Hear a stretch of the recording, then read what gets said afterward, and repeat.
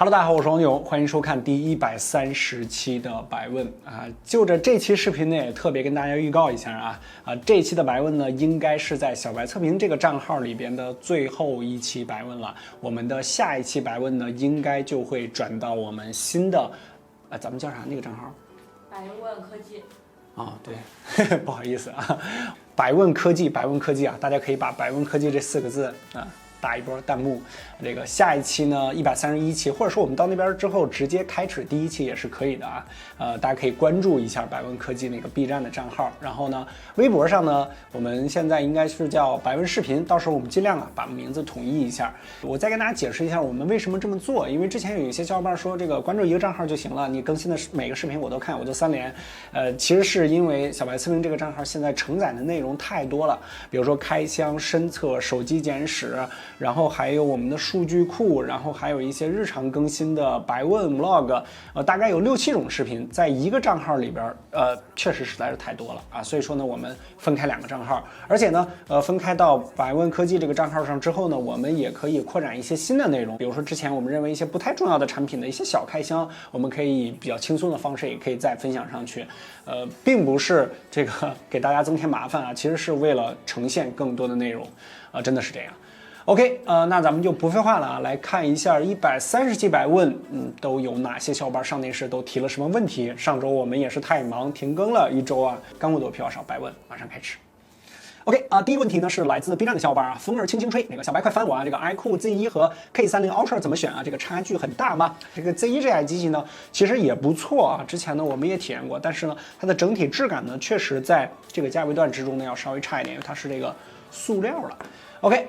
其实，在屏幕方面啊，这个 Ultra 这边是比较有优势的，比如说它是三星120赫兹钻石排列，比 LCD 的这144赫兹呢要好一些。性能方面呢，你说的这2台呢，也是目前市面上唯二能买到的天玑1000 Plus。我们把这个跑分和游戏帧率给大家放出来啊，确实 K30 Ultra 后发的这个要更好一些。然后 K30 呢 Ultra 这边呢，它是 IMX682的一个镜头，然后这边是三星的 GM1，所以说还是要更好一些。综合各个方面嘛，比如说马达、扬声器方面。K30 Ultra 确实更值得推荐一些，因为它这个发布时间也比较晚嘛，是吧？这个肯定要更好一些。OK 下一个是来自微博的小伙伴刘伟 WY 杠，不知道这叫什么名字啊？老白，这个下期呢做小米10 Ultra 或者说 iQOO 5 Pro 的深度测评的时候，可不可以对比一下 OA48C 还有 GN1 还有 MX700这3家顶级的 CMOS 表现怎么样？正好我们小米10 Ultra 的视频呢正在路上了，把你说的这个就全部给大家对比了啊。然后呢 iQOO 5 Pro 呢后面我们应该也会有一个这个小的测评，到时候大家可以多关注小白测评就可以了。然后这3个镜头呢参数啊，我直接先给大家打出来。然后从纸面的参数上来讲 ，MX700 还是有优势的，因为它是 ROIB， 这个进光量呢要更大一些。然后底方面呢 ，MX700 也是最大的，它是1.28%的超大底，4合1之后呢是2.44缪，都是大底大像素的这个方案。从参数上讲 MX700， 但是实际对比上呢，大家可以看一下样张啊。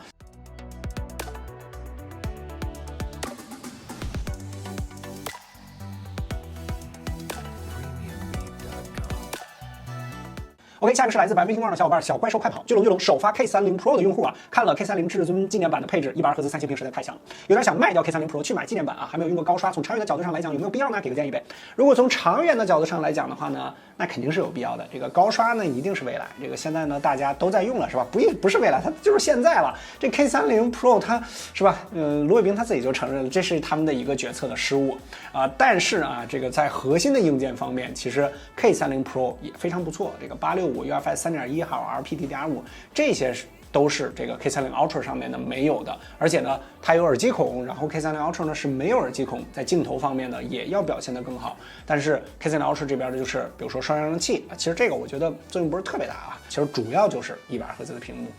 我觉得没有必要，因为 K30 Pro 这个好的地方也挺多的，而且核心配置方面也更高。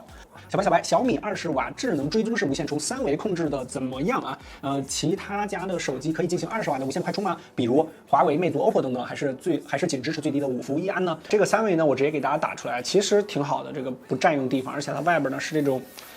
这种类肤质的涂层，摸着特别舒服，而且放在桌子上这白色的一小块，它也不占用面积，放在书桌上或者说床头柜上都没有问题。我们实测了一下啊，小米10这边呢，它是30瓦的无线充嘛，用这个充电器呢，最高可以实现25瓦，就基本上可以满额充了。然后1加8 Pro 呢30瓦，然后用这个充电器呢是14瓦，然后魅族呢27瓦，用这个充电器呢是10瓦，华为是27瓦，用这个仅有7瓦，然后 OPPO 40瓦，用这个12瓦 ，iPhone 7.5瓦也有7瓦。我再次强调一下，这个是充电器端输出来的功率啊，基本上也都差不多嘛，是吧？这个。基本上小米10这边呢是可以满额充的，这个20瓦，因为它充电器这边输出来就是25瓦了。如果要是你想用这个给其他家充呢，我建议大家就不要想着快充了，你看是吧，都是10瓦左右的，这个东西反正确实现在只有小米家有。OK， 下一个是来自百名星光的小伙伴漫步星空，这个小白快回我啊！最近呢刚发布了2款120瓦的快充，哪个更厉害呢？听说小米120瓦有些翻车啊，能详细对比一下吗？这2个120瓦呢，其实之前呢我给大家发过微博详细聊过。我先跟大家说一下体积啊，因为大家都比较关心。120瓦的这个小米这个是比较轻的，而且它体积方面也比较小啊，确实比较小。三维上要稍微小一圈，它是183克，然后这个 iQOO 这边呢体积要稍大一些，它是超过了200克的这个重量，确实还是挺重的啊，都抵得上手机了。然后呢，小米这边120瓦呢，这个实测他们2个其实都是100瓦出头的实际功率，然后它的100瓦持续的时间呢其实不到1分钟，然后10分钟呢充59%，等效呢是充入了2655毫安时的电量，图给大家打出来啊。涓流充电10分钟，手机显示100%呢，实际充入了差不多93%的电量。iQOO 这边呢大一点是吧？